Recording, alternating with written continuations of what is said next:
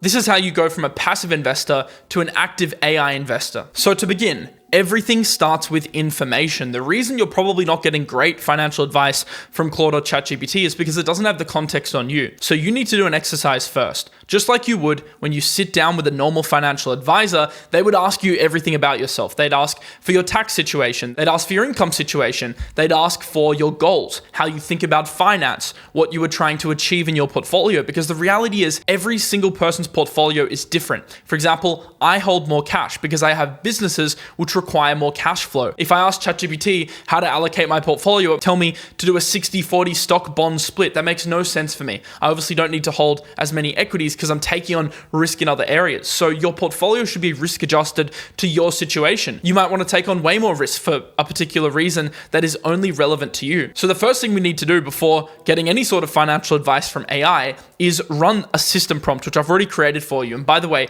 the full architecture, all the prompts, everything for this video will be available in the description down below for free. You can sign up for the newsletter where we're sharing AI finance workflows. It's an amazing newsletter to help you guys level up your finances using AI. And then once you've signed up, you'll get access to the Instagram community. In the pinned link, you'll find the corresponding files for this video. So if you actually look at the system prompt here, we have set the role for Claude. You are a McKinsey-caliber strategy advisor specializing in personal investment frameworks for high-performing operators, founders, executives, partners, and serious self-directed investors. It goes through operating principles, interview structure, where it's basically going to ask you a bunch of questions. Phase 1, it's going to ask you about your operating base, income, liquidity, family, health. Phase 2, it's going to ask for a capital base, time horizon split, ability and willingness to invest and add capital. Phase 3, philosophy and mindset, getting into your mindset about how you think about markets, helping you identify strengths and weaknesses, which the AI can help supplement.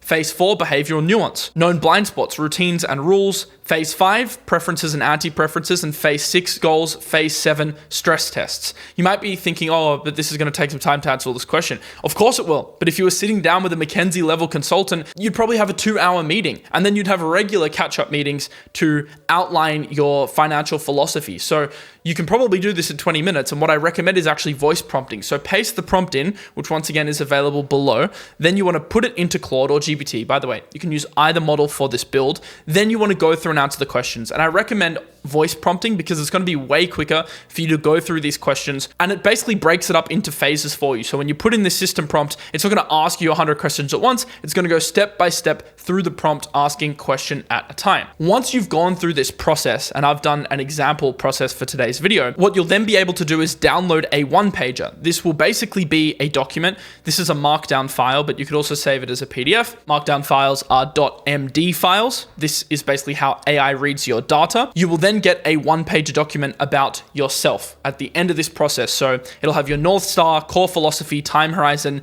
mindset rules, personal finance details, anti-portfolio details, meaning if you have any hard rules of things that you don't want to do in markets. Then what I want you to go ahead and do is create a folder on your desktop. This folder will contain all of the necessary memory for the AI to read. The truth about AI is we're no longer in a prompt engineering environment. Of course, you need good prompts, but what is really more important now in AI is having a good memory system. So a system where all your data is logged, updates over time, that you can take with you and plug into any LLM. You want a structured investment folder which always has your data, because then you own your own data. The problem with sending messages into Claude is that it's basically a black box. You don't see what memory it's saving about you, so you have no sovereignty over your data. That is very bad for portfolio management because in finance, things need to be precise. You need to know exactly what the AI knows about you so you can verify its outputs. That's why the entire build today hinges on a memory system.